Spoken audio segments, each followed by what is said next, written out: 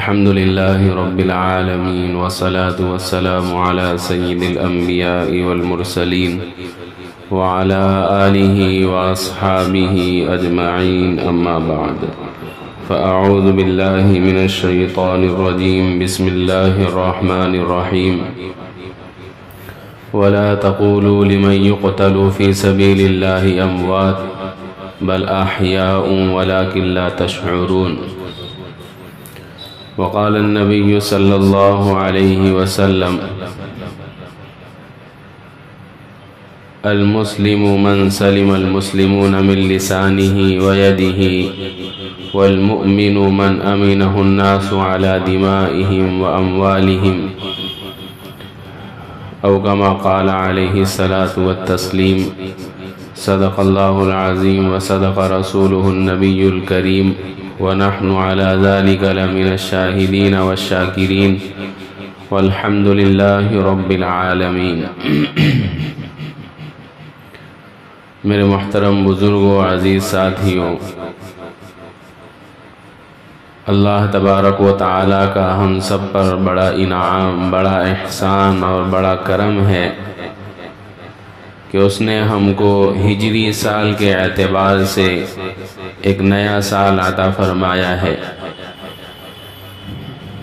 جیسے شمسی سال ہوتا ہے سورج کے اعتبار سے، جنوری، فروری، مارچ، ایسے ہی ایک قمری سال ہوتا ہے چاند کے اعتبار سے، جس کو قمری مہینہ اور قمری سال کہتے ہیں. اسلام کے احکامات، اسلام کی تاریخ، اسلام کے واقعات اکثر و بیشتر اسی قمری سال سے تعلق رکھتے ہیں. اسی لیے علماء نے اس کا یاد رکھنا ضروری قرار دیا ہے. یہ قمری سال حضرت محمد صلی اللہ علیہ وسلم کی ہجرت سے شروع کیا گیا. آپ کی حیات کے اندر تاریخ کا کوئی خاص رواج نہیں تھا. بعض لوگ تاریخ پکڑتے تھے اصحاب فیل کے واقعے سے. اس زمانے میں رواج یہ تھا کہ جب کوئی اہم بڑا واقعہ پیش آتا تو اس واقعے سے لوگ تاریخ پکڑتے تھے کہ فلاں واقعے سے 10 سال پہلے، فلاں واقعے سے 10 سال بعد. آپ صلی اللہ علیہ وسلم دنیا میں جب تک رہے تاریخ کا کوئی عام رواج نہیں تھا. آپ دنیا سے پردہ فرما گئے. ابو بکر رضی اللہ عنہ کا دور خلافت آیا، تب بھی تاریخ کا کوئی خاص اور اہم رواج نہیں تھا. پھر دور آیا امیر المؤمنین عمر فاروق رضی اللہ عنہ کا، جس میں اللہ نے مسلمانوں کی سلطنت، مسلمانوں کی حکومت خوب پھیلائی، مسلمانوں کو خوب فتوحات سے نوازا. ابو موسیٰ اشعری رضی اللہ عنہ کہتے ہیں اب دقت یہ پیش آنے لگی کہ بعض مرتبہ حضرت عمر رضی اللہ عنہ خطوط روانہ کیا کرتے تھے جس میں احکامات ہوتے حکومت چلانے کے. تو کبھی تو وہ خط ڈاک کے ذریعے جلدی پہنچ جاتا، کبھی تاخیر سے پہنچتا. تو جس کے پاس خط پہنچتا وہ اس پریشانی میں مبتلا ہو جاتا کہ یہ خط پہلے والا ہے یا بعد والا. تو حضرت ابو موسیٰ اشعری رضی اللہ عنہ فرماتے ہیں ہم نے حضرت عمر کے سامنے یہ رائے رکھی کہ آپ کوئی ایک تاریخ متعین کر دو تاکہ خط پر وہ تاریخ تحریر رہے، لکھی ہوئی رہے، لوگوں کو معلوم ہو جائے کہ یہ پہلے والا خط ہے، یہ بعد والا. حضرت عمر کو یہ رائے بڑی پسند آئی کہ بہت اچھی بات ہے.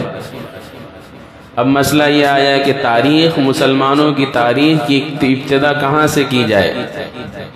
کسی نے رائے دیا نبی پاک صلی اللہ علیہ وسلم کی ولادت سے، کسی نے رائے دیا نبی پاک صلی اللہ علیہ وسلم کو جب نبوت ملی تب سے، کسی نے رائے دیا جب آپ نے ہجرت کی تب سے، کسی نے رائے دیا جب آپ کی وفات ہوئی تب سے. حضرت عمر رضی اللہ عنہ کو اللہ نے بڑی فطرت اور بڑی فہم عطا فرمائی تھی، معاملات کو سمجھنا، دور اندیشی رکھنا، یہ اللہ انسان میں اوصاف عطا فرماتے ہیں، جس میں حضرت عمر کو بڑا کمال حاصل تھا۔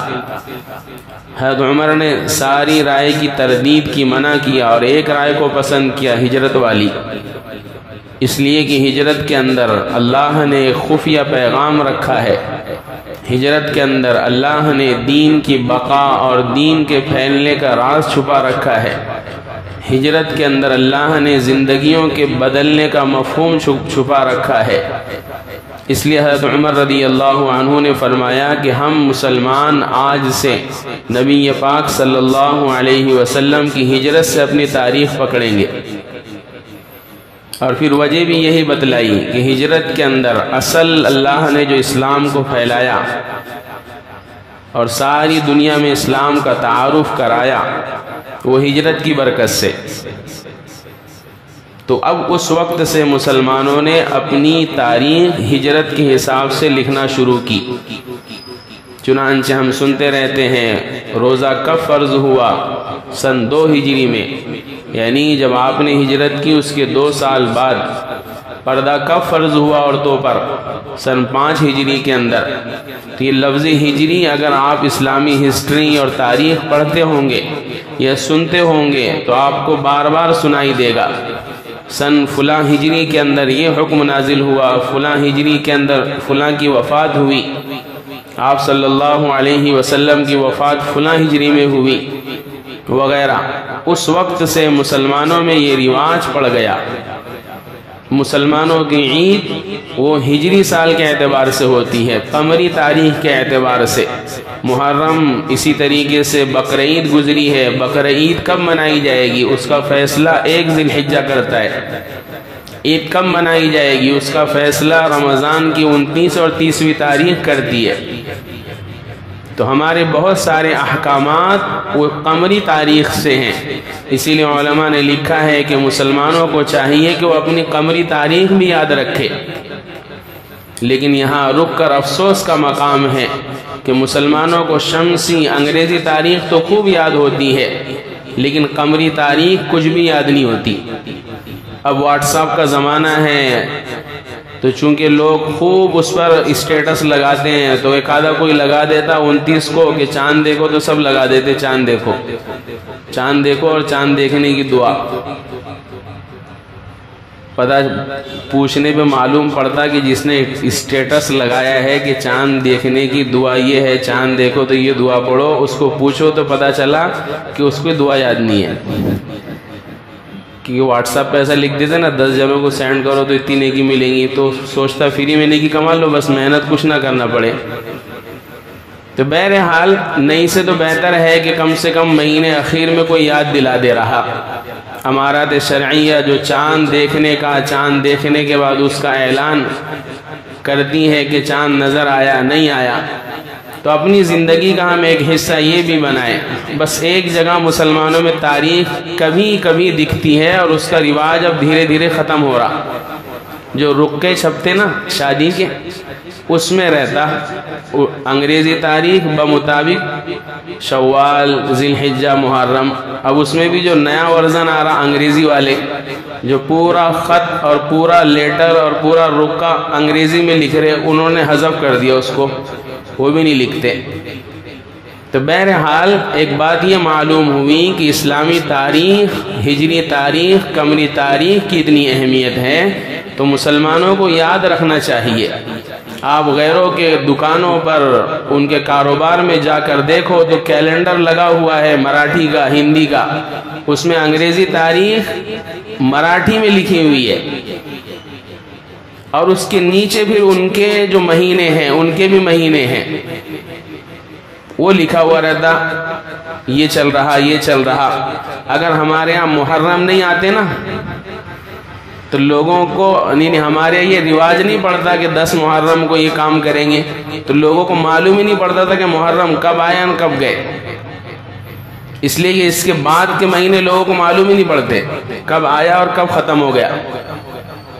تو ہم غیروں سے کم اس میں سبق سیکھ سکتے ہیں کہ ان کی دکانوں میں کیلنڈر ایسے بنے ہوئے ہیں ایک پرچی والے، جس میں لکھا ہوا بھی مراٹھی میں ہے۔ ہمارے یہاں کیلنڈر اولن ہے نہیں، اور ہے بھی تو لکھا ہوا ہے انگریزی میں، اس کے اندر کوئی چھاپ دیتا اردو، وہ ہم کو معلوم نہیں رہتا۔ تو بہرحال یہ بتانا مقصد نہیں ہے، تو ضمناً ایک بات آ گئی کہ ہمیں اپنی تاریخ بھی یاد رکھنا چاہیے۔ تو حضرت عمر رضی اللہ عنہ نے یہ تاریخ کا سلسلہ چلایا، جس سے مسلمانوں کو بڑی سہولت ہوئی۔ آج کی تاریخ جو ہے وہ 2 محرم ہے۔ کتنی ہے؟ 2 محرم۔ یہ محرم کا مہینہ بڑا عظمتوں والا، بڑا برکتوں والا، بڑی شہادتوں والا مہینہ ہے۔ اگر ہم محرم کی تاریخ میں جائیں تو یہی وہ مہینہ تھا جس میں نبی پاک صلی اللہ علیہ وسلم نے ہجرت کرنے کا ارادہ، ہجرت کرنے کی پوری پلاننگ کی تھی۔ اللہ کا حکم ہوا، مکہ المکرمہ کے اندر مسلمان پریشان حال، اور پریشانی کی انتہا ہو گئی۔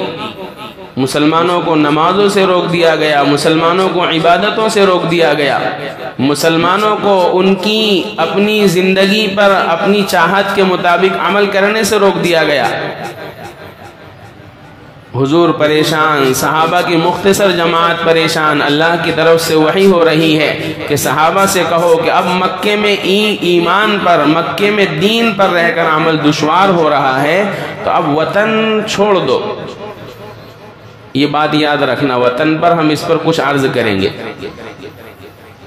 اللہ نے کیا فرمایا کہ دین پر عمل کرنا دشوار جا رہا ہے، تو اب وطن کو چھوڑ دو۔ چنانچہ حضور نے فرمایا مسلمانوں سے جاؤ حبشہ کی طرف ہجرت کر لو۔ صحابہ کی ایک ٹکڑی حبشہ کی طرف چلی۔ پھر اس کے بعد اور حکم ہوا جاؤ حبشہ کی طرف ہجرت کرو۔ صحابہ کی دوسری ٹکڑی بھی حبشہ کی طرف گئی، ایتھوپیا۔ پھر اس کے بعد مکے کے حالات دن بدن خراب ہو رہے، بڑے بڑے لوگ مکے سے مسلمان دھیرے دھیرے ہجرت کا حکم ہو رہا، چلے جاؤ۔ آپ صلی اللہ علیہ وسلم مکے میں قیام فرما ہے، لوگ دیکھ رہے کہ اب حضور کہاں ہجرت کرتے ہیں۔ وہ مشہور واقعات ہیں، حاجیوں کے قافلے آتے، حاجیوں کے موسم میں آپ ان کو دعوت دیا کرتے تھے، سمجھایا کرتے تھے، دین حق بتلایا کرتے تھے۔ اسی میں مدینہ والوں سے ملاقات ہوئی، ان کو آپ نے بتلایا، مدینہ والوں سے عہد و پیمان ہوا۔ وہ مدینہ والے کیا خوش قسمت لوگ، اپنا جان، مال، عزت، آبرو سب کچھ حضور کی ذات پر قربان کرنے کو تیار ہو گئے، اور یوں فرمایا آپ چلو، آپ کے لیے جب یہاں اتنی دشواریاں ہیں مکے میں، تو آپ یہ وطن چھوڑو، ہمارے یہاں آ جاؤ۔ کیونکہ نبی یہ وحی کے بغیر کوئی کام نہیں کر سکتا۔ اللہ کے نبی نے فرمایا آپ جاؤ، جب مجھے حکم ہوگا میں آؤں گا۔ اللہ کی طرف سے نبی کو بھی حکم ہوا کہ آپ بھی اب مکہ چھوڑ دو۔ تو چنانچہ وہ سارا ہجرت کا ارادہ وہ اس مہینے میں ہوا، ورنہ حقیقتاً جب آپ مدینہ پہنچے تو ربیع الاول چل رہا تھا۔ جو جانکار ہوگا وہ کہے گا کہ حضور تو مدینہ میں ربیع الاول میں پہنچے، آپ محرم کہہ رہے ہیں۔ نہیں، وہ ہجرت کی پوری پلاننگ، وہ دارالسلطنت مسلمانوں کا مکے سے مدینہ، اور مدینہ کو مسلمانوں کی نئی ریاست اور قیام گاہ بنانے کا ارادہ وہ ماہ محرم میں ہوا۔ تو یہ محرم کا مہینہ بڑی عظمتوں والا ہے کہ مسلمانوں کی تاریخ بدلی ہے، مسلمانوں کی تقدیر بدلی ہے اللہ نے اس مہینے کے اندر۔ پھر اس مہینے میں بڑی عظیم عظیم شہادتیں بھی ہوئی ہیں، عظیم عظیم واقعات بھی پیش آئے، خود یہ مہینہ برکتوں والا ہے۔ ایک حدیث میں ہے، اللہ کے نبی فرماتے ہیں کہ اللہ کو رمضان کے بعد روزے سب سے زیادہ محبوب ماہ محرم میں، اللہ کو روزے رکھنا سب سے زیادہ محبوب رمضان کے بعد ماہ محرم میں۔ اس مہینے میں روزہ رکھا کرو، اللہ کی طرف رجوع کیا کرو۔ خود حضرت عمر فاروق رضی اللہ عنہ کی عظیم شہادت جس کو مسلمان بھلا چکے ہیں، اس لیے کہ ان کی شہادت میں مسلمانوں کو کچھ ملتا نہیں، اس لیے ان کی شہادت بھلا چکے۔ ایک شہادت یاد ہے، شہادت حسین، اس لیے کہ ان کی شہادت میں اپنی خواہشات پورے کرنے کو ملتا ہے۔ ناچنے کو ملتا ہے، گانے کو ملتا ہے، ڈھول بجانے کو ملتا ہے، کھانے کو ملتا ہے، اس لیے ان کی شہادت یاد ہے۔ آپ کسی سے جا کر پوچھ لو اسلام کے مورخ سے، وہ بتلائے گا کہ حسین عظیم ہے یا عمر، تو صاف جواب آئے گا حسین اپنی جگہ نواسہ رسول ہے، لیکن عمر اپنی جگہ وہ مراد رسول ہے۔ مورخین نے لکھا ہے جتنے صحابہ اسلام میں داخل ہوئے سب مرید رسول تھے۔ کیا تھے؟ اپنی چاہت سے اسلام میں داخل ہوئے، ان کو دعوت دی گئی، سمجھایا گیا کہ آؤ اسلام قبول کرو، دین حق یہ ہے، اللہ نے اس میں نجات رکھی ہے، وہ اسلام میں آ جاتے۔ عمر ایسے نہیں ہے، عمر مراد رسول ہے۔ ابو جہل جس کا نام عمرو بن ہشام ہے اور عمر بن خطاب رضی اللہ عنہ جب مکے کی گلیوں سے گزرتے تھے، حضور کی نظر آپ پر پڑتی تھی تو دعاؤں کے لیے ہاتھ اٹھ جاتے تھے، فرماتے تھے یا اللہ ان دونوں میں سے کسی ایک کے ذریعے اسلام کو عزت عطا فرما۔ تو عمر حضور کی دعاؤں کا ثمرہ ہے، اسی کو مورخین نے لکھا کہ عمر مراد رسول ہے، رسول کی چاہت ہے، معمولی شخصیت نہیں۔ وہ عمر رضی اللہ عنہ کی شہادت ایک محرم کے اندر عمر رضی اللہ عنہ کو شہید کر دیا گیا۔ تو آج ہم کچھ تذکرہ حضرت عمر رضی اللہ عنہ کا سنتے چلیں گے، اس لیے کہ اگر عمر نہ ہوتے بالفرض تو دنیا کا مسلمانوں کا یہ نظام نہ ہوتا، اگر عمر نہ ہوتے تو مسلمانوں کی وہ شان و شوکت نہ ہوتی۔ عمر پر دین کی بہت ساری باتوں کا اللہ نے اس لیے حضرت نبی پاک صلی اللہ علیہ وسلم کبھی کبھی ایک جگہ روایت میں ہے کہ عمر رضی اللہ عنہ طواف کے لیے جا رہے، عمرے کے لیے جا رہے، فرمایا حضور سے اجازت لے رہے کہ میرا دل چاہ رہا ہے کہ مکہ جاؤں، وہاں اعتکاف طواف کروں۔ حضور کو کسی کی دعا کی ضرورت نہیں ہے،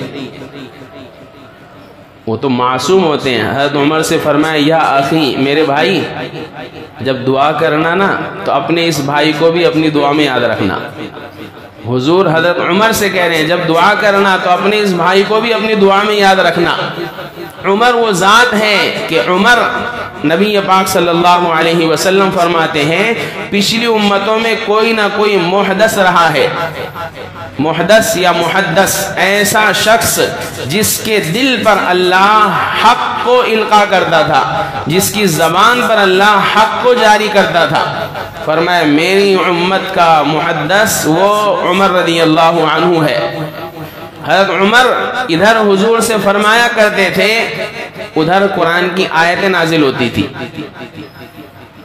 پردے کا حکم نازل نہیں ہوا۔ حضرت عمر مسلمان عورتیں اس زمانے میں ننگا پن نہیں، آپ اندازہ لگاؤ حضور کا زمانہ ہے، عورتیں کیسے پردے میں رہتی ہوں گی؟ وہ چہرہ جو تھوڑا سا کھلا رہتا تھا اس پر حضرت عمر کو ناگواری ہوتی تھی کہ مسلم عورت اس کے لیے پردہ زیادہ بہتر ہے۔ حضور سے کہا کرتے تھے کہ عورتوں سے آپ کہیے کہ پردے میں رہیں، اپنے بدن کو چھپائیں، باریک لباس نہ پہنیں، ڈھانپ کر رکھیں۔ لیکن ہم نے عرض کیا نبی اپنی طرف سے کچھ نہیں کہہ سکتے، اس لیے حضرت نبی پاک صلی اللہ علیہ وسلم خاموش رہتے تھے۔ حضرت عمر کی چاہت، بار بار چاہت کہ پردہ ہونا چاہیے، عورتوں کو پردہ ہونا چاہیے۔ زمانہ گزرا، اللہ نے حضور پر پردے کی آیتیں نازل کر دی۔ قل للمؤمنین یغضوا من ابصارہم وقل للمؤمنات یغضضن من ابصارہن ویحفظن فروجہن ولا یبدین زینتہن الا ما ظہر منها ولیضربن۔ اللہ نے فرمایا کہ وہ اپنا دوپٹہ، اپنی چادر، اپنا برقع اپنے اوپر ڈال دے۔ یہ حضرت عمر کی ذات۔ بدر میں کچھ قیدی آئے، حضرت عمر نے فرمایا کہ جتنے قیدی ہیں حضرت عباس کو چھوڑ کر باقی سب کو اس کا رشتہ داری قتل کرے، اس لیے کہ بدر وہ فرقان ہے، حق اور باطل۔ اللہ نے مسلمانوں کا دبدبہ قائم کیا جنگ بدر کے ذریعے۔ حضرت عمر رضی اللہ عنہ نے خود اپنے ہاتھ سے مسلمانوں کے دشمن اپنے ماموں کو قتل کر دیا۔ اسلام کے خاطر اسلام رشتہ داری دوستی یہ نہیں چاہتا. ٹھیک ہے کرو کوئی مسئلہ نہیں، جہاں اسلام کی بات آئے گی، قرآن کی بات آئے گی، دین کی بات آئے گی، ہم رشتہ داریاں ہم دوستیاں سب بھول جائیں گے. میدان جنگ میں ان کا ماموں سامنے آ گیا عمر رضی اللہ عنہ کا، تلوار چلنے سے رکی نہیں، تلوار چلا دی، ماموں کو قتل کر دیا، اس لیے کہ میرے نبی کا دشمن ہے، یہ میرے نبی کے لائے ہوئے دین کا دشمن ہے. اب جنگ میں میرے سامنے آیا ہے تو ماموں ہونے کے ناطے میں اس کو نہیں چھوڑوں گا. تو بدر کے قیدی آئے، حضرت عمر نے حکم دیا کہ جتنے قیدی آئے ہیں حضرت عباس کو چھوڑ کر، اس لیے معلوم تھا کہ حضرت عباس کے تعلق سے حضور بڑی محبت رکھتے ہیں. فرمایا سب اپنے رشتہ داروں کو اپنے ہاتھ سے قتل کرے. حضور نے رائے پوچھا کیا کرنا چاہیے، حضرت عمر کی رائے یہ آئی، لیکن اس رائے پر عمل نہیں ہوا. نبی پاک صلی اللہ علیہ وسلم نے دوسرا رخ یہ اپنایا کہ ان سارے قیدیوں کو مدینے میں رکھو، اور مدینے کے اندر جو علم کی کمی ہے، مسلمان جو دنیاوی علم دوسرے علوم سے ناواقف ہے، دوسری زبانوں سے ناواقف ہے، وہ یہ غیر ایمان والے ان کو سکھائیں گے. ان کا کفارہ یہ ہے. سورہ انفال میں آیتیں نازل ہو گئی کہ خون بہانے سے نبی کو رکنا نہیں چاہیے تھا، جو حضرت عمر چاہ رہے تھے وہ ہو جانا چاہیے تھا. تو حضرت عمر کی چاہت پر آیتیں نازل ہوتی تھی، ایک نہیں دو نہیں. حضرت عائشہ رضی اللہ عنہا پر تہمت لگی، حضور پریشان، مدینہ پورا کے پورا بے چین کہ حضور کی بیوی پر تہمت لگ گئی. حضور رائے لے رہے، کیا رائے ہے کیا رائے ہے کیا رائے ہے، ہر صحابی اپنے اپنے مزاج کے مطابق رائے دے رہے. حضرت عمر نے فرمایا ھذا بہتان عظیم، قربان جائیے حضرت عمر پر، ھذا بہتان عظیم. آپ قرآن اٹھا کر دیکھو، سورہ نور کے اندر اللہ نے یہی ہو بہو جملہ نازل کر دیا کہ نبی جی آپ گھبراؤ مت. آپ کی بیوی اما جان حضرت عائشہ رضی اللہ عنہا بالکل صاف ستھری ہے. ھذا بہتان عظیم، یہ ان پر عظیم بہتان ہے. تو حضرت عمر کے کیا کہنے، حضرت عمر کی چاہت پر قرآن کی آیتیں نازل ہوتی تھی. اس لیے فرمایا کہ عمر میری امت کا محدث ہے، جس کی زبان پر، جس کے دل پر اللہ حق کو جاری کرتے ہیں. وہ عمر رضی اللہ عنہ کی شہادت محرم کے مہینے میں ہوئی. ہر قوم کے لوگ اپنے بڑوں کا تذکرہ کرتے ہیں، اور کرنا بھی چاہیے. تاریخ اسی سے چلتی ہے، اسی سے بعد میں آنے والوں کو راہیں ملتی ہے. اسی لیے جو اپنے پہلے لوگوں کو بھلا دیتا ہے اس کا مستقبل خطرے میں ہے.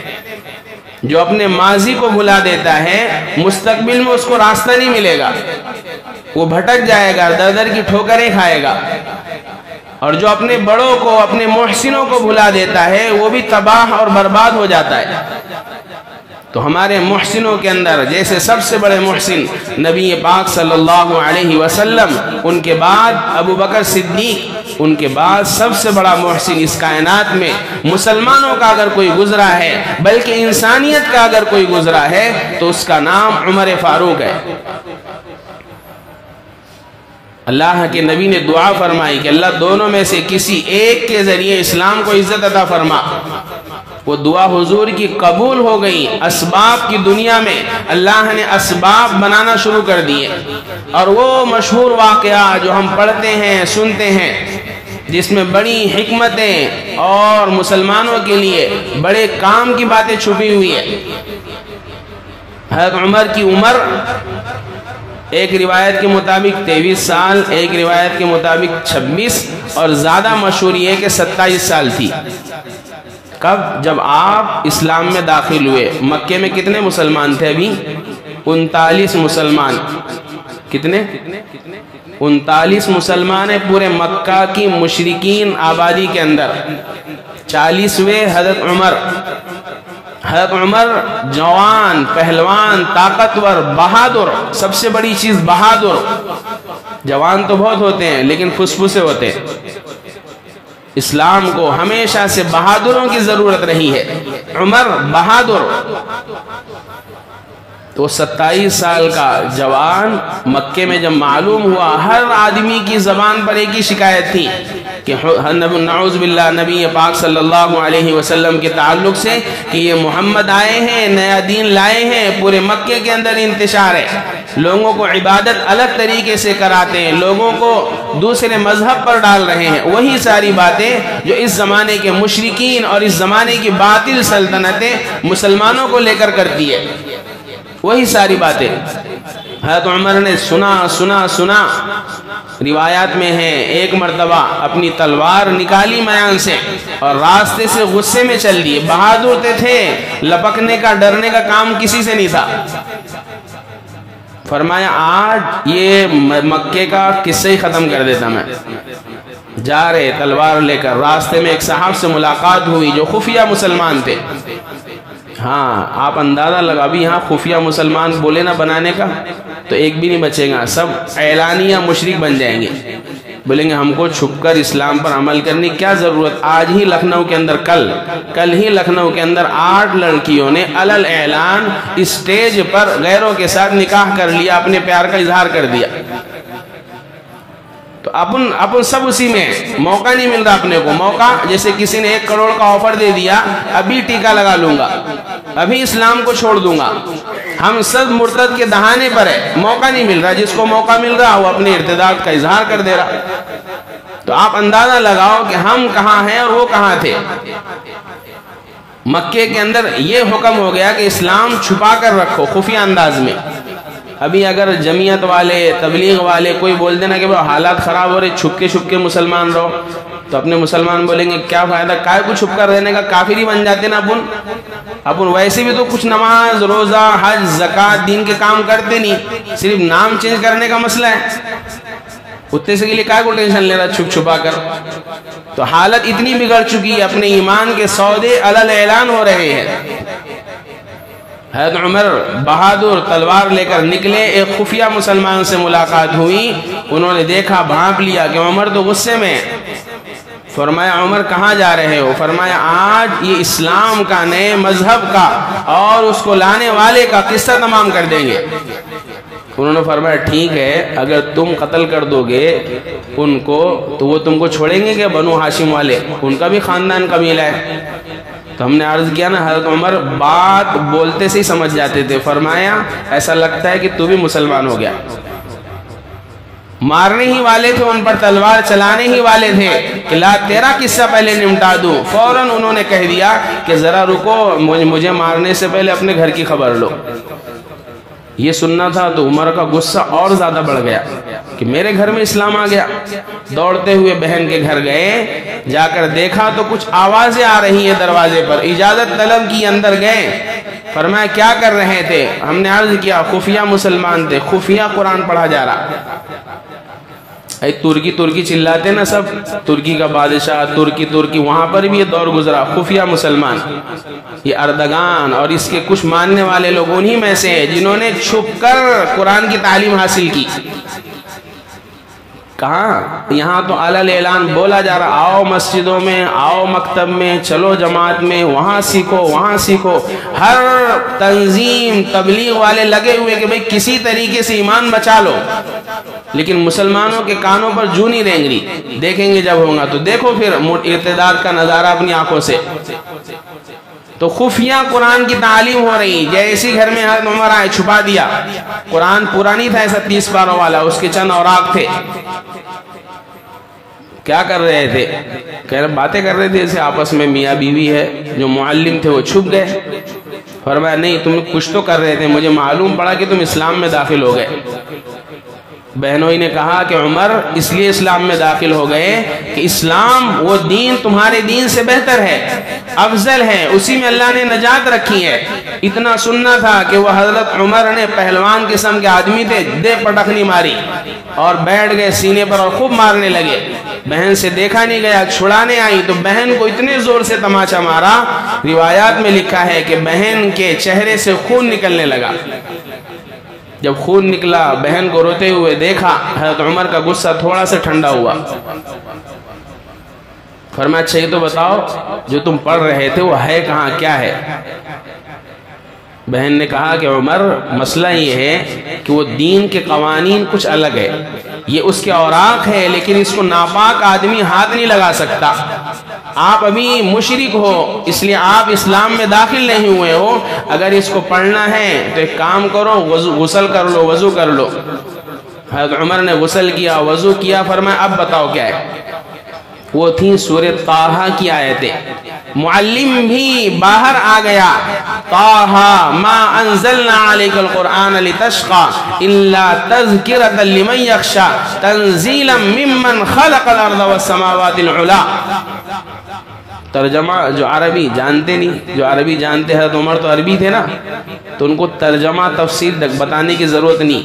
ما انزلنا علیک القرآن لتشقى، ہم نے قرآن آپ پر اس لیے نہیں نازل کیا کہ آپ مشقت میں پڑ جاؤ، رحمان نے نازل کیا ہے جو عرش پر مستوی ہے، اس کائنات کا بنانے سجانے والا ہے۔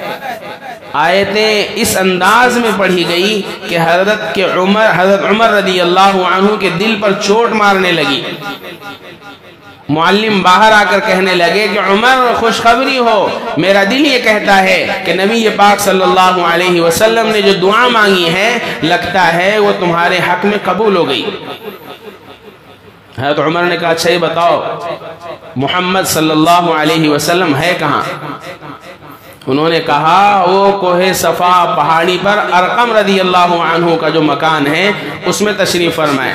حضرت عمر وہی انداز، تلوار ہاتھ میں ننگی، چل دیے کوہ صفا کی طرف، ارقم رضی اللہ عنہ کے مکان کی طرف۔ صحابہ نے دیکھا جو پہرے داری کر رہے تھے پہاڑوں پر کھڑے ہو کر کہ عمر آ رہے ہیں اور تلوار ہے ہاتھ میں۔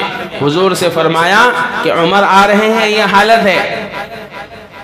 حمزہ رضی اللہ عنہ، وہ بھی شیر، نام سنے؟ حضرت حمزہ رضی اللہ عنہ اسلام کے شیروں کے نام ہے یہ۔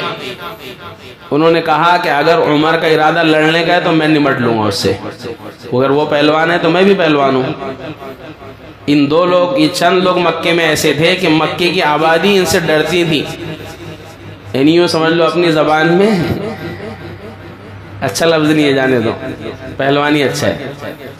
تو بہرحال حضور صلی اللہ علیہ وسلم کی خدمت میں حاضر ہوئے۔ حضور نے فرمایا کہ آنے دو، عمر کو آنے دو۔ جب عمر آئے تو حضور نے عمر سے مخاطب ہو کر فرمایا عمر ابھی تک تمہارے بات سمجھ میں نہیں آئی۔ عمر نے فرمایا کیا؟ کہ یہ اسلام حق ہے، دین اسلام حق ہے۔ حضرت عمر رضی اللہ عنہ کے سامنے حضور نے باتیں رکھی، وہ باتیں حضرت عمر کے دل میں گھر کر گئیں۔ زبان سے نکلا اشہد ان لا الہ الا اللہ و اشہد ان محمد رسول اللہ، میں گواہی دیتا ہوں اس بات کی کہ اللہ کے سوا اب کوئی معبود نہیں میری نگاہ میں، اور محمد آپ کی ذات میں مانتا ہوں کہ اللہ کے رسول ہے۔ حضور پر وحی نازل ہو رہی تھی۔ تھوڑی دیر کے بعد حضور نے رخ پھیرا، فرمایا یہ جبرائیل ہے، یہ سلام عرض کر رہے ہیں کہ عمر کو سلام ہو۔ وحی نازل ہوئی کہ عمر سے کہو کہ پورے آسمان میں عمر کے اسلام لانے سے فرشتے خوشیاں منا رہے ہیں کہ آج اسلام کو ایک عظیم سپاہی مل گیا۔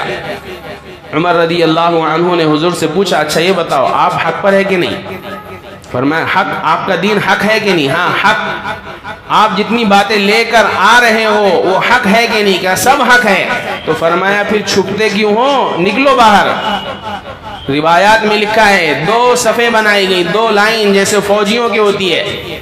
ایک صف کے شروع میں حضرت حمزہ رضی اللہ عنہ کھڑے ہو گئے، دوسری صف کے شروع میں عمر رضی اللہ عنہ کھڑے ہو گئے کہ چلو اب دبنے کا موقع نہیں ہے، اب مکے میں اعلان کریں گے اسلام کا سب کے سامنے۔ تو دونوں صفیں بن کر جا رہی ہیں جیسے فوجیوں کی چلتی ہے۔ حضرت عمر کی صف کے پیچھے نبی پاک صلی اللہ علیہ وسلم کی ذات چل رہی ہے۔ مشرکین نے جب مکے کے اندر بیت اللہ میں دیکھا کہ یہ 2 صفیں سیدھی سیدھی مکے کی طرف آ رہی ہیں، پہلے اولاً تو دیکھا کہ کچھ مقابلہ کریں گے، جب نظر پڑی 2 شیروں پر اسلام کے، ایک طرف حمزہ کھڑے ہیں ایک طرف عمر رضی اللہ عنہ کھڑے ہیں، ہمت پست ہو گئی۔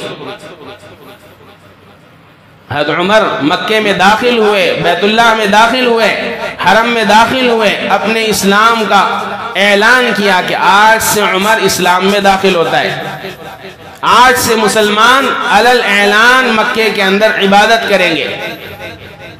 دوسرے صحابہ جو روایت فرماتے اس کے بعد لکھا ہے کہ اب مسلمانوں کا اجتماع اور مسلمانوں کی میٹنگ اب حرم میں ہوتی تھی، کوئی روکنے والا نہیں۔ معلوم ہے کہ ان پر سرپرستی کس کی ہے؟ عمر کی۔ ان کو چھوڑیں گے تو عمر چھوڑیں گے نہیں، پھر ان کو چھیڑیں گے تو پھر عمر چھوڑیں گے نہیں ہم کو۔ اس طریقے سے اللہ نے اولاً اسلام کو عمر کے ذریعے عزت دی کہ اسلام جو خفیہ تھا اس کو ظاہر کر دیا۔ چنانچہ اس کے بعد جتنے مواقع حضور صلی اللہ علیہ وسلم کے ساتھ جنگ کے آئے ہیں، جیسے بدر ہے، خندق ہے، حنین ہے، غزوہ بنو مستلق ہے، اس طریقے سے ایک لمبی فہرست ہے۔ ہر غزوے کے اندر آپ کے وزیر حضرت ابو بکر کے ساتھ میں عمر ہوا کرتے تھے۔ ایک روایت میں ہے بھی فرمایا میرے 4 وزیر ہیں، 2 آسمانوں میں جو 2 زمینوں میں۔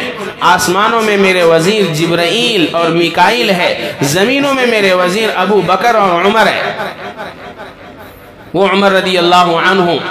چنانچہ سارے مسلمان ہجرت کر رہے، ہجرت کا حکم آ گیا، دب دب کر چھپ چھپ کر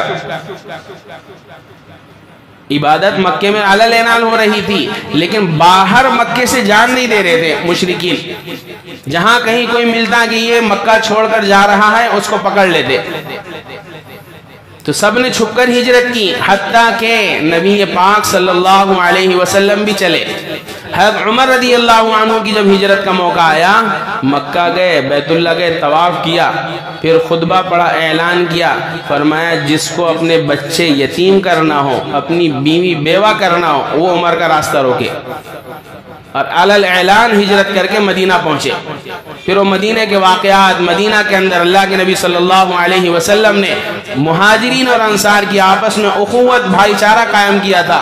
حضرت عمر مدینہ سے دور کرانے کے علاقے میں رہا کرتے تھے، حضور کی خدمت میں ایک دن آتے، پورا دین اس دن کا، پورا اس سے پہلے کے دن کا جو دین ہوتا وہ سمجھتے، دین کے احکامات جانتے، اگلے دن اپنے ساتھی کو بھیجتے کہ تو جا، آج میں کاروبار کروں گا۔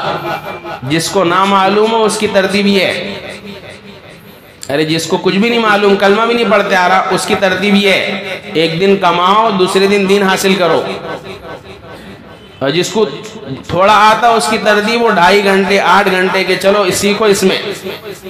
ہمارے کتنے محلے کے محلے جن کو اسلام کا کچھ بھی نہیں معلوم، موٹی موٹی باتوں کے علاوہ۔ تو بہرحال حضرت عمر رضی اللہ عنہ، تذکرہ حضرت عمر کا چل رہا ہے، زمانہ بیتتا گیا، گزرتا گیا، حضور صلی اللہ علیہ وسلم اس دنیا سے وفات پا گئے۔ باری آئی ابو بکر رضی اللہ عنہ کی، 2 سال کچھ مہینے آپ نے تقریباً خلافت کی مسلمانوں کی، حالات بڑے سنگین تھے۔ آپ کی جب وفات ہوئی، حضرت عمر رضی اللہ عنہ کا دور خلافت آیا۔ یہ تھا وہ دور خلافت جس نے مسلمانوں کی دنیا ہی بدل دی۔ ابو بکر رضی اللہ عنہ نے لوگوں بھانپ لیا کہ ان تمام صحابہ میں حکومت چلانے کی، خلافت چلانے کی، اللہ اور اس کے رسول کی حقیقی نیابت کی اگر کسی میں صلاحیت ہے تو وہ عمر رضی اللہ عنہ ہے۔ اسی لیے نبی پاک صلی اللہ علیہ وسلم کی زبان سے یہ اقوال منقول ہے، لو کان بعدی نبی لکان عمر، اگر میرے بعد کوئی نبی، یعنی نبی والی کوالٹی جو ہونی چاہیے جس کو اللہ نبی بناتے ہیں، اگر میرے بعد کوئی نبی ہوتا وہ عمر ہوتا۔ اللہ نے عمر جیسا خلیفہ مسلمانوں کو عنایت فرمایا۔ تو حضرت عمر کا واقعہ اصلاً ایسا ہے دراصل کہ ہم اس کو آدھے پون گھنٹے میں نہیں بیان کر سکتے۔ حضرت عمر کو چند ہفتے مسلسل بھی بیان کرے تب بھی نہیں ہو سکتا۔ عمر کے جیسا دنیا میں نہ اپنوں میں نہ غیروں میں حکمراں آیا ہی نہیں۔ عمر کی سادگی، عمر رضی اللہ عنہ کی بصیرت، عمر رضی اللہ عنہ کا علم، عمر رضی اللہ عنہ کا تقاضا، آپ کی تواضع، آپ کا زہد، ہر چیز بے مثال ہے، اور ہر چیز ایسی ہے کہ ہر مسلمان اگر اپنا لے عمر رضی اللہ عنہ کی صفت تو کامیاب ہو جائے گا۔ خلیفہ بنائے گئے، حکم ہو گیا، روئے حضرت عمر رضی اللہ عنہ کہ یہ میرے کندھوں پر کیا بوجھ آ گیا۔ حضرت عمر کو نہیں معلوم تھا، ہماری طرح نہیں کہ کسی سیاسی پارٹی میں یا کسی تنظیم میں جڑا تو پہلے دن سے ہی تمنا کرتا کہ میں ذمہ دار بنوں گا۔ ایسا نہیں تھا کہ میں آگے چل کے خلافت سنبھالوں گا، نہیں، خواب میں بھی نہیں دیکھا تھا حضرت عمر نے کہ میں مسلمانوں کا خلیفہ بنوں گا۔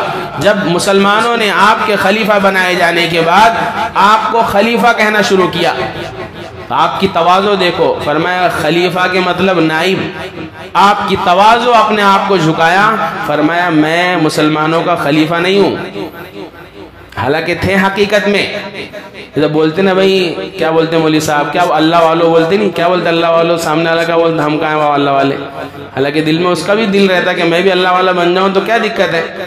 تو تواضع والے الفاظ، حضرت عمر نے کہا خلیفہ مت بولو، لوگوں نے کہا ایک کام کرتے ہیں آپ کو امیر المؤمنین بولیں گے، امیر کے معنی ذمہ دار، مومنوں کا ذمہ دار، فرمائے ٹھیک ہے۔ اس لیے علماء نے لکھا ہے مسلمانوں کے اندر سب سے پہلے امیر المؤمنین کا لقب پانے والے وہ حضرت عمر رضی اللہ عنہ ہیں۔ بہرحال حضرت عمر خلیفہ بنے تو حضرت عمر، ہم نے عرض کیا، ڈرتے تھے لوگ، جب آپ خلیفہ بنائے گئے تو مدینے کی گلیوں میں لوگوں نے باہر نکلنا ہی چھوڑ دیا۔ مورخین نے لکھا ہے حضرت عمر کی نفسیات، کیفیات ایسی تھی جیسے موسیٰ علیہ السلام کی، موسیٰ علیہ السلام جیسے جلال میں آ جاتے تھے، ایسے ہی حضرت عمر رضی اللہ عنہ میں جلال والی صفت زیادہ تھی۔ آپ کی طبیعت میں غصہ اور تیزی بہت تھی، لیکن یہ بھی لکھا ہے کہ آپ اپنی ذات کے لیے پوری زندگی میں کبھی غصہ نہیں ہوئے۔ دو باتیں، غصہ تو تھا، ہم کو جو غصہ آتا نا ہمیشہ اپنے لیے آتا، ارے میری بات کیوں نہیں مانا رے تو نے، میری گاڑی کو کیوں ہاتھ لگایا، میرے کہنے پر کیوں نہیں عمل کیا، اس پر ہی غصہ آتا، بیوی پر، بچوں پر، محلے والوں پر، اور اس طریقے سے اوپر تک چلے جاؤ تنظیم والوں میں، اور اس طریقے ساری جگہ۔ جو بڑے کو غصہ کیوں آ رہا کہ میری کیوں نہیں مان رہے تم، حضرت عمر کو اپنی ذات پر سے غصہ نہیں آتا تھا۔ ایک بات یہ غصہ بہت آتا تھا، اور دوسرا جب غصے میں رہتے تھے آپ، اگر بھرپور غصے کی حالت میں بھی آپ کے سامنے اگر کوئی قرآن کی آیت پڑھ لیتا تھا، کیا پڑھ لیتا تھا، قرآن کی تلاوت شروع کیا، حضرت عمر رضی اللہ عنہ کا پورا غصہ ختم ہو جاتا تھا، قرآن کی برکت سے غصہ تھوک دیتے تھے۔ تو بہرحال غصہ آنا کوئی غلط چیز نہیں، لیکن وہ غصے کو مسلمان بنانا بہت ضروری ہے۔ اگر غصہ مسلمان نہیں ہوگا تو غصہ آتا اکیلا، جاتا بہت ساری چیزیں ساتھ میں لے کر، غصہ آتا اکیلا، جاتا کبھی عورت لے کر چلے جاتا، طلاق دے دیا، کبھی ہاتھ ٹوٹے ہوا ہاتھ لے کر چلے جاتا، ہاتھ توڑ دیا غصے میں، منہ پھوڑ دیا غصے میں، تو آتا اکیلا غصہ اور جاتا بہت ساری چیزیں ساتھ میں لے کر۔ اس لیے اس غصے کو مسلمان بنانا بہت ضروری ہے۔ جب غصہ مسلمان بنے گا تو اسلام والی چیزوں پر غصہ آئے گا، اور جب اس کے سامنے اسلام پیش کیا جائے گا تو غصہ چلا جائے گا۔ تو یہ دو باتوں کی وجہ سے، ایک تو غصہ اپنے لیے نہیں آتا تھا، اور دوسرا آتا تھا کوئی قرآن کی آیتیں پڑھ دے تو غصہ چلا جاتا تھا۔ تو حضرت عمر جب خلیفہ بنے نا تو مدینے کے اندر ان کے رعب دبدبے کی وجہ سے لوگ گھروں سے باہر نہیں نکلتے تھے، اب تو امیر ہی بن گئی ہے، پہلے اتنا ڈانٹتے تھے، اب کیا ہوگا۔ حضرت عمر نے دیکھا، لوگوں کو جمع کیا، مسجد نبوی میں خطبہ دیا اور فرمایا لوگوں ذرا غور سے سنو، میں جو پہلے سختی اور غصہ کیا کرتا تھا اس کی وجہ یہ تھی کہ جو میرے دونوں ساتھی گزرے ہیں نبی پاک صلی اللہ علیہ وسلم، ابو بکر صدیق، ان کے مزاج میں نرمی تھی، میرے مزاج میں سختی، تو میں اپنی سختی اور ان کی نرمی دونوں ملا کر اعتدال کی راہ آ جاتی تھی، اعتدال کی راہ۔ اب فرمایا جب ذمہ داری میرے کندھوں پر آ گئی ہے تو تم کان کھول کر سن لو کہ میں تم پر زیادتی نہیں کروں گا، میں تم پر ظلم نہیں کروں گا، میں تم پر ناجائز سختی نہیں کروں گا، میری ساری سختی اب ظالموں اور کافروں کے لیے۔ اس لیے کعب احبار رضی اللہ عنہ جب آپ کی وفات ہونے لگی تو فرمایا عمر ایسے لگتا ہے آپ کے جانے کا وقت قریب آ گیا۔ انہوں نے کہا کیسے؟ فرمایا تورات کے اندر اس کا اشارہ ملتا۔ فرمایا وہ کیسے؟ فرمایا وہ جو صحابہ کے بارے میں قرآن کے اندر آیت ہے، محمد الرسول اللہ والذین معہ اشداء علی الکفار رحماء بینہم تراہم رکعا سجدا، یبتغون فضلا من اللہ ورضوانا سیماہم فی وجوہہم من اثر السجود. کافروں کے مقابلے میں، مشرکوں کے مقابلے میں بڑے سخت، مسلمانوں کے معاملے میں بڑے نرم. لیکن یہاں رک کر یہ بات مسلمانوں اور کافروں کے معاملے کا مطلب یہ ہے وہ عدل اور انصاف میں نہیں دو رخی کرتے تھے آپ کہ مسلمان ہیں تو اس کے ساتھ نرمی کا معاملہ، غیر ہے تو اس کے ایسا نہیں کرتے تھے. حضرت عمر کو جو اللہ نے ایک شہرت عطا فرمائی، حضرت عمر کو اللہ نے جو ایک مقام عطا فرمایا، اس میں دو چیزوں کو بڑا دخل ہے.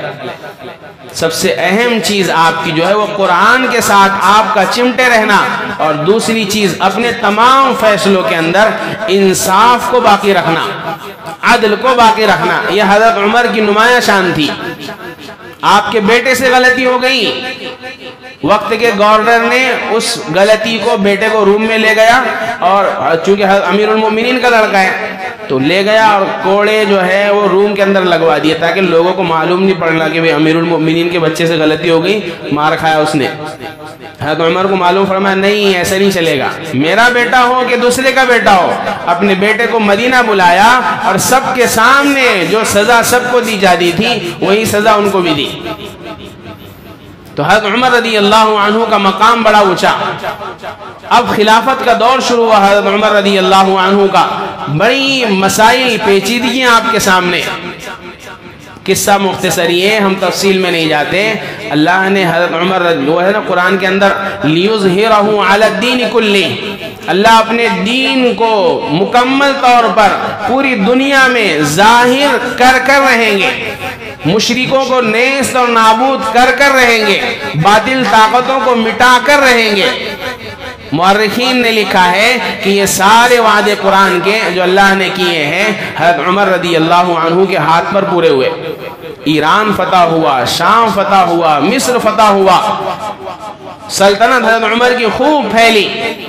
اتنی ایک جگہ لکھا ہے آپ کا ایک طرز حکومت تھا، جہاں فتح ہوتی وہاں سب سے پہلے حضرت عمر ایک امام، ایک مؤذن اور مسجد بنوا لیتے.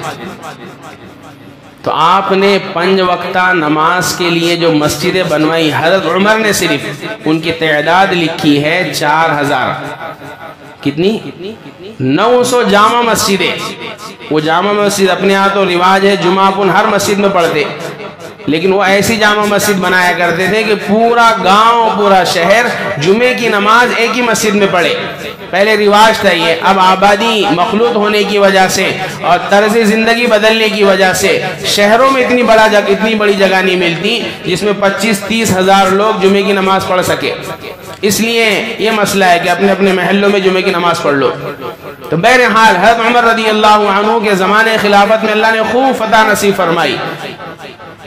اخیر میں آپ کو جام شہادت عطا فرمایا.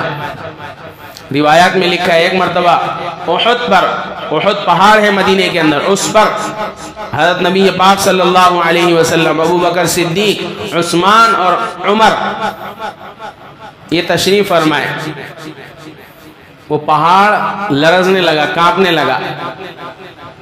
اللہ کے نبی صلی اللہ علیہ وسلم نے فرمایا ٹھہر جا، تجھ پر ایک نبی، ایک صدیق اور شہید ہے. یہ سننا تھا کہ وہ پہاڑ ٹھہر گیا.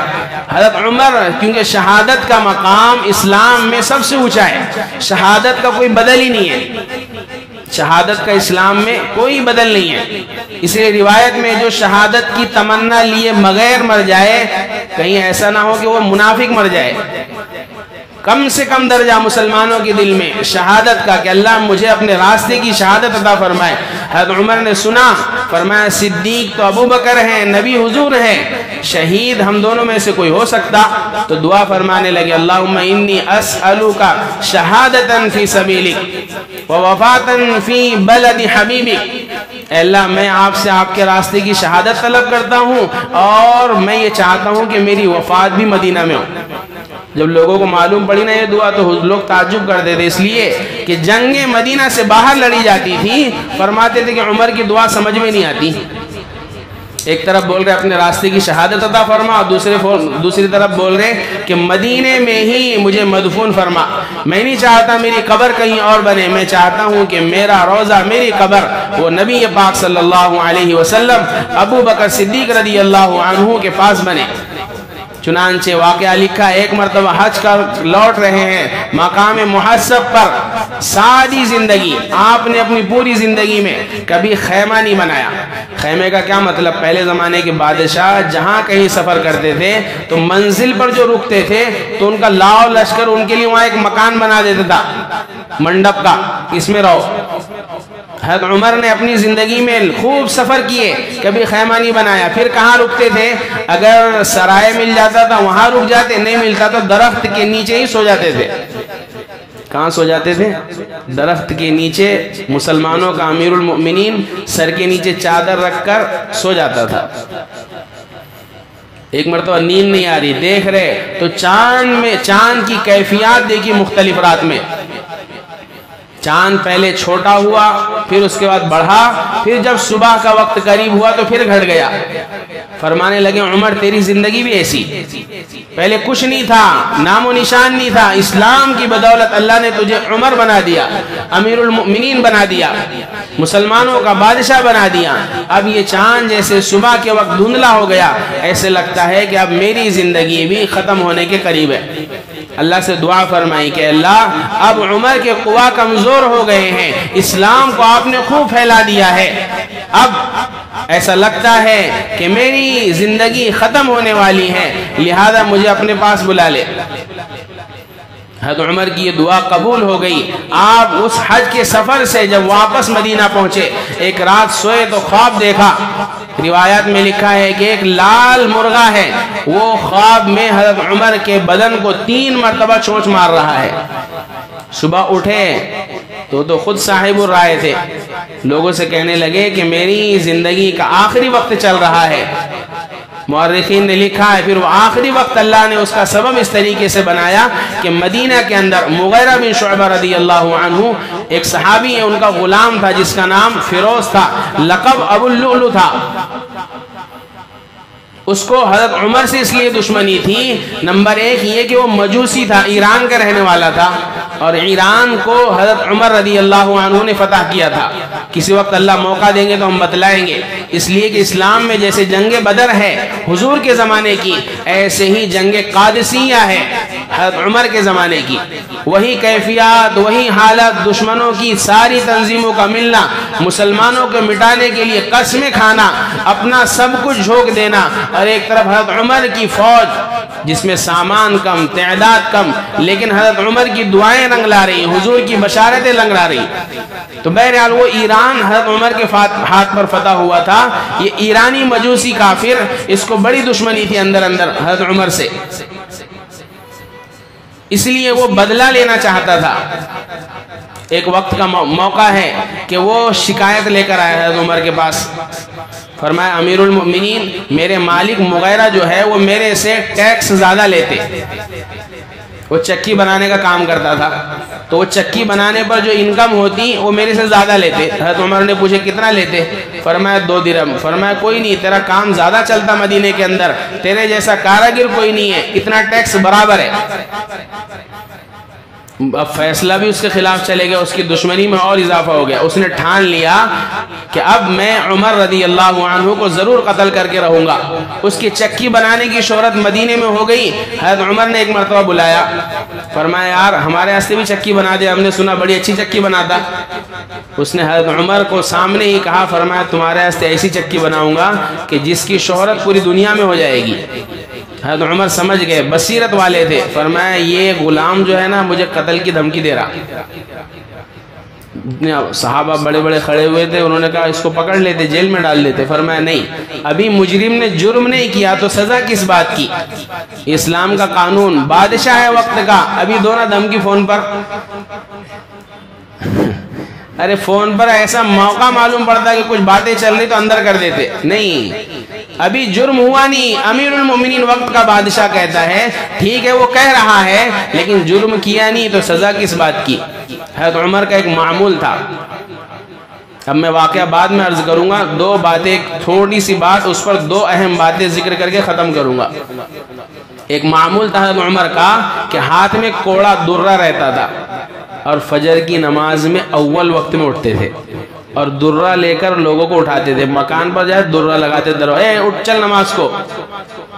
ہمارے ہاں تو کوئی نہیں ہے، وہ بیچارہ الارم والا موبائل وہ بھی تھک جا رہا کہ یہ اٹھ ہی نہیں رہا، کیا کروں اس کو، بجتے بجتے 7 بج جاتے اٹھتا ہی نہیں۔ ہم بھی سب اس میں اپنے شامل ہیں، بولنے والا بھی سننے والے بھی سب۔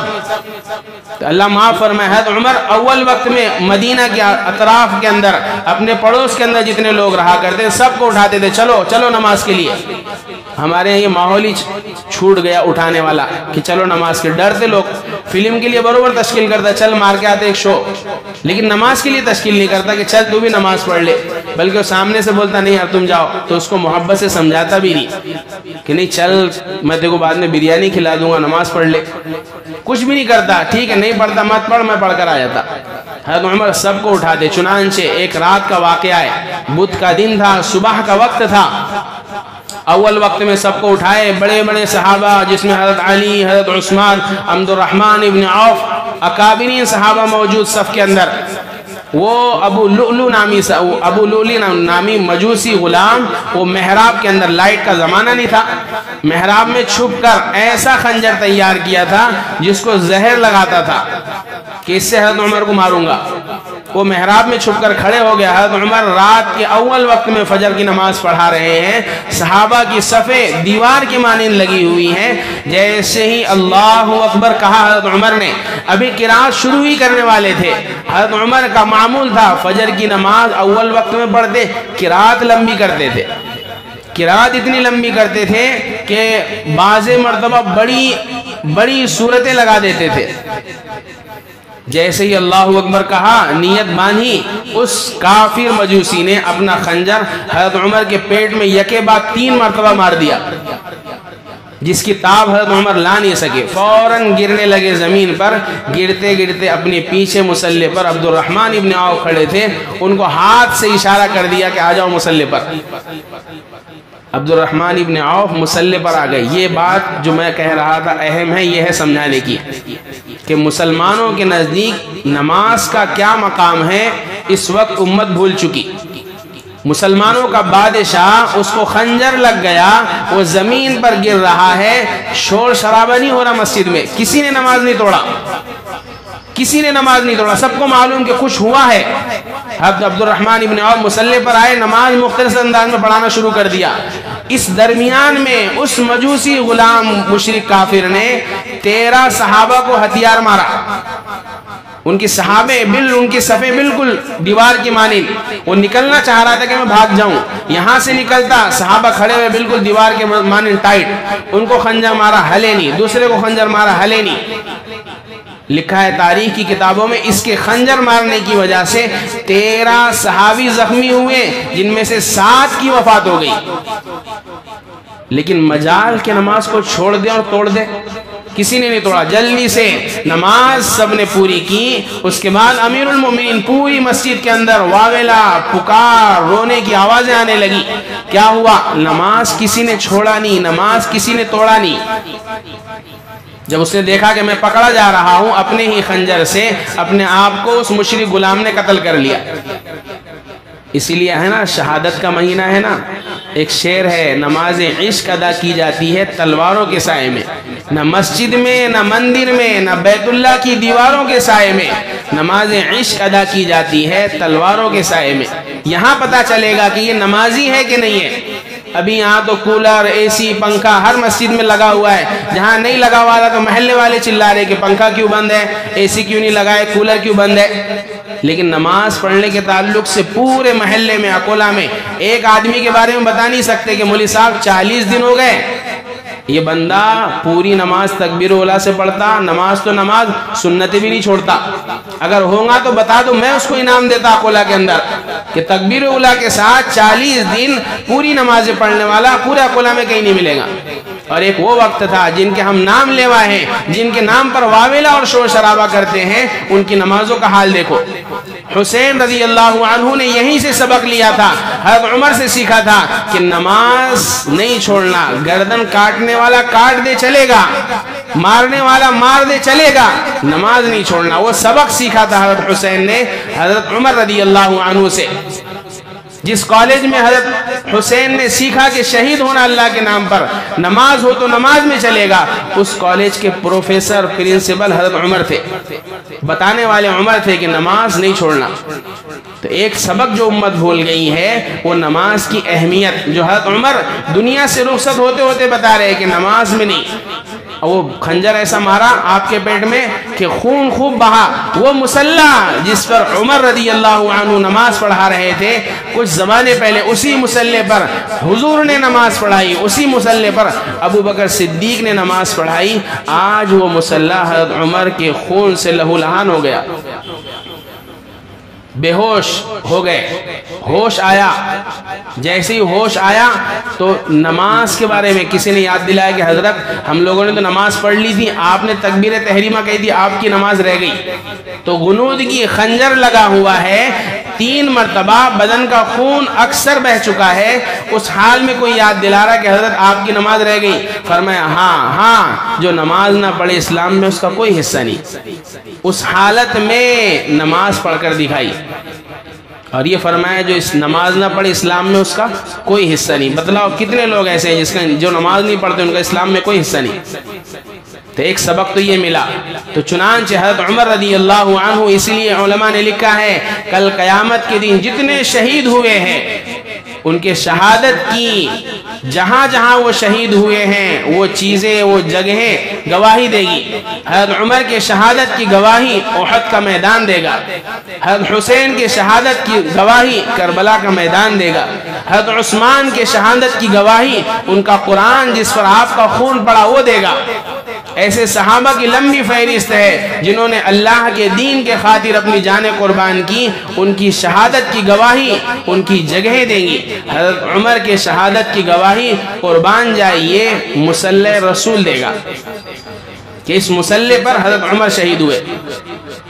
تو حضرت عمر رضی اللہ عنہ اب جب آپ کو خنجر لگ گیا، 3 دن آپ بیمار رہے، دوا پلائی جاتی پیٹ کے راستے سے باہر آ جاتی، حضرت عمر سمجھ گئے کہ اب میری زندگی بڑی قلیل بچی ہوئی ہے، میرے بعد مسلمانوں کا کیا ہوگا؟ امیر، مسلمان بغیر امیر کے نہیں رہ سکتا، تو کیا ہوگا؟ چنانچہ آپ نے ایک بورڈ تشکیل دیا 6 لوگوں کا، اس کو انشاءاللہ ہم آئندہ ہفتہ عرض کریں گے۔ حضرت عمر رضی اللہ عنہ، ایسی حضرت حسین رضی اللہ عنہ کی شہادت کا واقعہ اور اس پر ملنے والا واقعہ۔ تو ایک تو ہمیں یہ پتا چلا حضرت عمر کی اس واقعے سے کہ نماز میں کمپرمائز نہیں، اس لیے اللہ کے واسطے ہر نماز میں مسجدیں بھرو، نہیں بھرو گے تو اللہ یہ مسجدیں دوسروں کے حوالے کر دے گا، نہیں بھرو گے تو دوسروں کے حوالے مسجد نہیں کرے گا، مسجد میں آنے والے ہی بدل دے گا اللہ۔ یہ بھی کر سکتے کہ مسجد میں آنے والے مسلمانوں کو کافر بنا دے اور جو کافر ہیں ان کو اسلام دے دے۔ اس لیے نماز کے تعلق سے جہاں جس کو جیسے موقع ملا نماز کی اہمیت ڈالو۔ ایک بات، نماز کیسے چھوٹتی؟ نماز کے چھوٹنے میں بڑا سبب ہوتا ہے، ایک تو نماز کی اہمیت نہیں، دوسرا بڑا سبب ہوتا ہے گناہوں کی کثرت۔ جتنا گناہ کرے گا اتنے ان گناہوں کا اثر یہ پڑے گا کہ اس کی نماز چھوٹ جائے گی۔ اللہ سے دعا ہے کہ اللہ تبارک و تعالی ہم سب کو حضرت عمر رضی اللہ عنہ کے نقش قدم پر چلنے والا بنائے۔ اسی طریقے سے اللہ تبارک و تعالی سے دعا ہے کہ اللہ ہم سب کو نمازوں کا خوب اہتمام کرنے والا بنائے۔ اللہ ہم سب کو اسلام پر قائم اور دائم رکھے، موت دے تو ایمان کی حالت میں دے۔ اللہ کہی سنی باتوں پر عمل کی توفیق عطا